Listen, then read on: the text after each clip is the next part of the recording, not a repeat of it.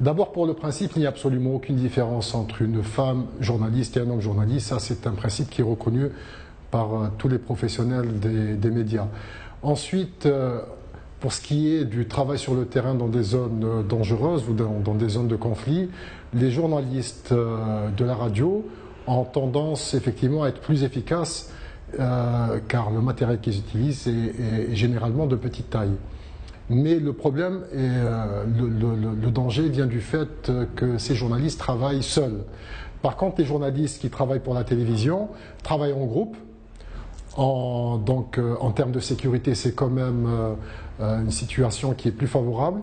Par contre, le fait qu'ils utilisent un matériel quand même qui est beaucoup plus volumineux peut effectivement constituer un danger. Avant tout, ce qu'il faut savoir, c'est que la gestion du risque pour des journalistes qui travaillent dans des zones de danger, dans des zones à risque, c'est avant tout une question d'état d'esprit. Il y a deux grands ennemis pour ces journalistes, pour ces professionnels de la presse, c'est l'excès d'orgueil et le laxisme. Donc, il faut aller vers un changement d'état d'esprit, vers une prise de conscience réelle et surtout donc la connaissance des différents dangers, des différentes menaces auxquelles peuvent être confrontés les journalistes. Ensuite, il faut former les journalistes, donc c'est des formations en sécurité professionnelle, essentiellement en planification.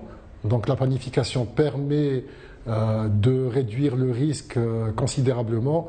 On dit qu'une mission bien préparée, bien planifiée permet de réduire le risque à peu près 70%. Donc c'est déjà un gain considérable. Ensuite, il faut faire en sorte de former les journalistes aussi en secourisme, apprendre à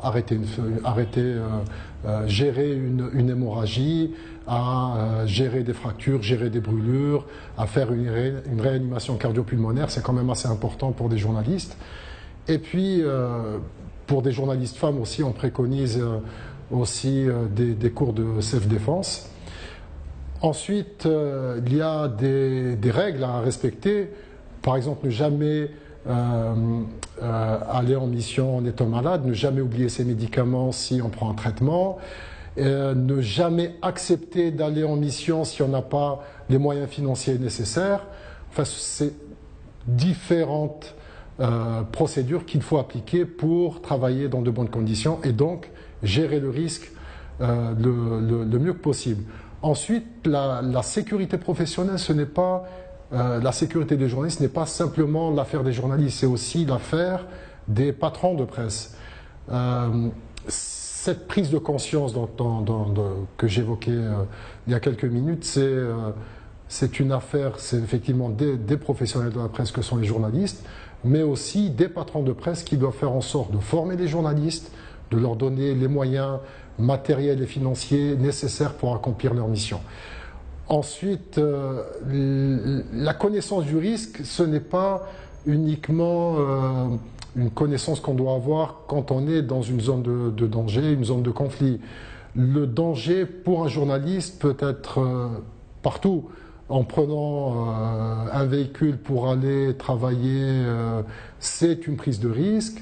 Les journalistes qui travaillent dans des milieux assez compliqués, comme par exemple le sport, aller dans un stade où il peut y avoir différents types de violences, c'est aussi une prise de risque.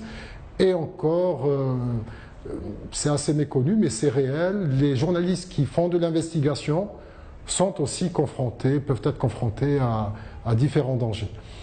Et ensuite, il y a un principe qui est essentiel, c'est de bien comprendre qu'aucune image, aucune séquence filmée, aucun scoop ne sera plus précieux que la vie. Alors j'adresse mes félicitations à nos amis, confrères de la radio, à l'occasion de cette journée mondiale de la radio.